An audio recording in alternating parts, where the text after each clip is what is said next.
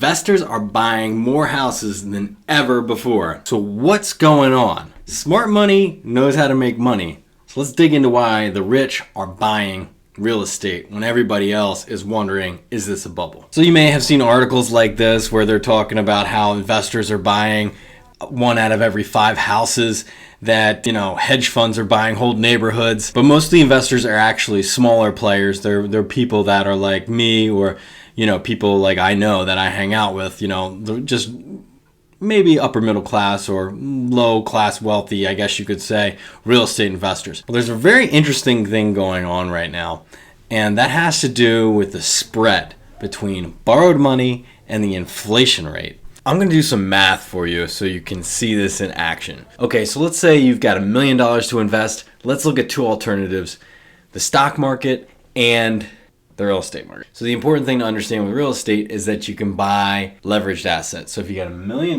you're going to buy with 80%. That means you can buy $5 million in real estate. So we're going to buy we're going to take that same $1 million and we're going to buy $1 million in stocks. So let's assume that both assets are going to track inflation, and then historically the stock market has beat inflation by 5%. I'm just going to say, let's say we say inflation is 10%. I just magically drew some more stuff. All right, so so we got 1 million. So if we got 10% inflation, that's $100,000, and then it's outperforming, then that's going to be $50,000. So year 1, we're going to end up with 1.15 million. Okay, and then year 2. Do some quick math, my brain. Okay, so then that comes out to 1.32. So on your $1 million, in 2 years, you made $320,000. Ta-da, make some money. All right, now let's look at the real estate example. All right, so let's say we're getting a cap rate at 6%, which I'd say is pretty low. Interest is 3%, so our spread is 3% cash flow on our $5 million. So that's making us $150,000 a year. We're going to appreciate by 10%. All right, so I did some more math. You can see that year 1, you're at 5.5 plus 0.15 cash flow, 6.05 on year 2 with 0.15 cash flow. So on the difference here, 6.05 minus 5 million is you've made 1.05 million, and then you made another 300,000. So you've made 1.35 million on your $1 million in 2 years versus 320,000 on your $1 million.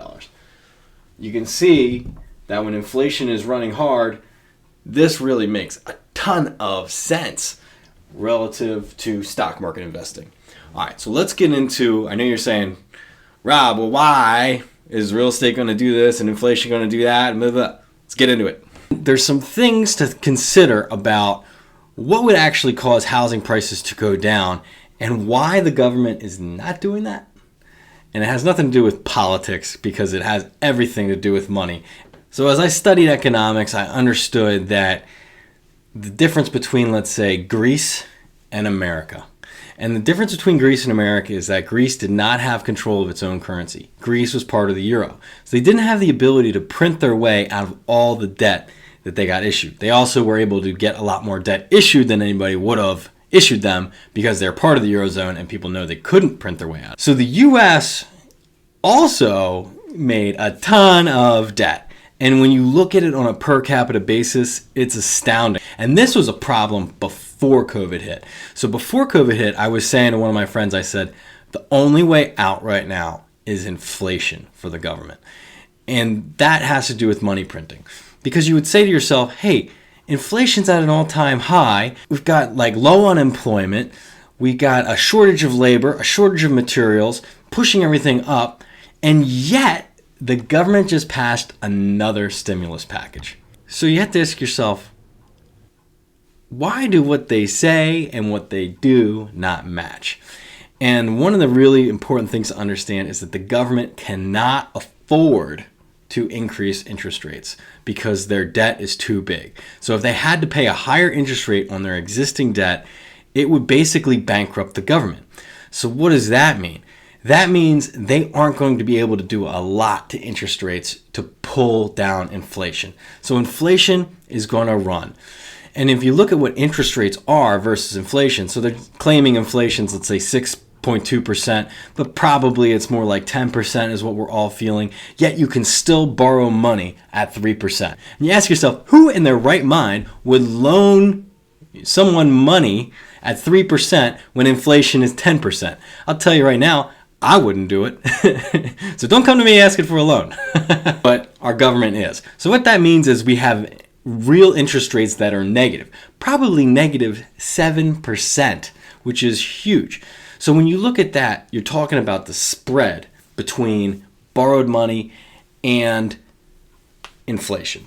Now, the best thing to borrow money against is real estate because there's so much set up for it. It's a real asset. It doesn't go anywhere, and banks love lending against it, and the government loves lending against it. And that's why we have such an amazing housing market. That's so much lending goes on, and that's why government incentivizes borrowing on real estate. Notice taxes are always an incentive, right? So they give you a tax deduction when you are paying interest, not when you're owning a house. And that's an important distinction because you can own the house and not get a tax deduction if you're not paying interest. That means if the government can't raise interest rates, that means real estate prices will stay up. Interest rates were raised, it would make it more difficult for people to buy houses, and therefore that would force house prices down. So that's one important piece of the equation, because when you think about that, that means the government can't really pull down housing prices through their interest rate policies because they're going to have to keep those relatively low because the government has so much debt. The other thing to think about with real estate investing is the fundamentals and how a real estate investor looks at real estate. And that has to do with rents. So rents are also trending up because of limited supply. And the government's not making it any easier on landlords to supply housing to the rental market. So you're going to see the hassle and everything with renters has been up, because you couldn't evict people, all that stuff. So we're going to have a continued rise in rents, which is going to create strong fundamentals for real estate investing. What we're experiencing right now is not a debt-fueled bubble on real estate. It's very demand-based because they didn't build a lot of houses for the past 10 years. And we all have kind of heard that, hey, they didn't build enough houses for the past 10 years. And you ask yourself, well, why didn't they build enough? And I think that has a lot to do with available land in the desirable areas. So if you look at my hometown, Westchester, Pennsylvania, and you say, oh, I'm just going to build a couple thousand more houses. Good luck to you. Because it's not that easy. There's no land. So it's a constrained supply. It's not like something you can import from another country. So we're seeing for example, the prices for things come up in this country, you're going to see imports just keep rising, right? And that's what we're seeing. That's why we've got so many boats sitting at the ports in California because we're just importing so many goods because of sort of that push-pull with demand and supply that comes. But with the housing market, it's different. There's just not a lot of places builders can build. And builders can't always build the type of homes people want at the prices that they want. For example, my single-family house here, you couldn't even build it today. And, my house is worth $600,000. But you wouldn't take a half-acre lot and put this house on it. It just wouldn't make economic sense. I know I'm dropping a lot on you, but it's important to understand all these concepts and how they work together, because you have to understand where the interest rates are right now, where they're going to be, and as a result, where the housing market's going to be. Understand how people are making money with this, and they're making money on the spread. So you borrow money at 3%, and if the housing market keeps going up at 8%, you're making 5% just on that spread of appreciation. Along with, you can have an asset that's performing on rents. So smart money is pouring money into real estate. People don't have a lot of good alternatives, and that's pushing even more people into the housing market, which is actually a great alternative when you look at how you can do a leveraged asset there where you're borrowing money at effectively negative interest rates. There's a constrained supply of housing. Interest rates are going to stay relatively low because the government doesn't have a lot of room to run with that. And that's going to keep housing prices up because there's a lot of buyers that want houses. The millennial generation has come in to the buying of the houses. And they got money and they got jobs. And another thing to think about is that job income lags the rest of inflation, but that's coming. So everybody's going to be getting paid more. People are going to strike, etc. And then salaries are going to rise. When salaries rise, people have more available income to pay for housing. And that's going to just keep pushing prices because people need a place to live. There's no app that replaces it. There's no cryptocurrency that replaces it. People need a place to live. And when you haven't been building, you got that tight supply, and people that are trying to build can't because they got a labor shortage, material shortage, and everything's super expensive.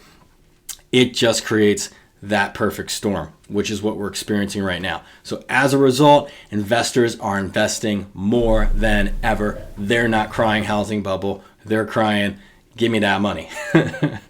So anyway, I hope that helps you in your investing decisions. I'm Rob Lawrence, based out of Westchester, Pennsylvania, and I hope you have enjoyed this video. Please like and subscribe if you got good value from this content.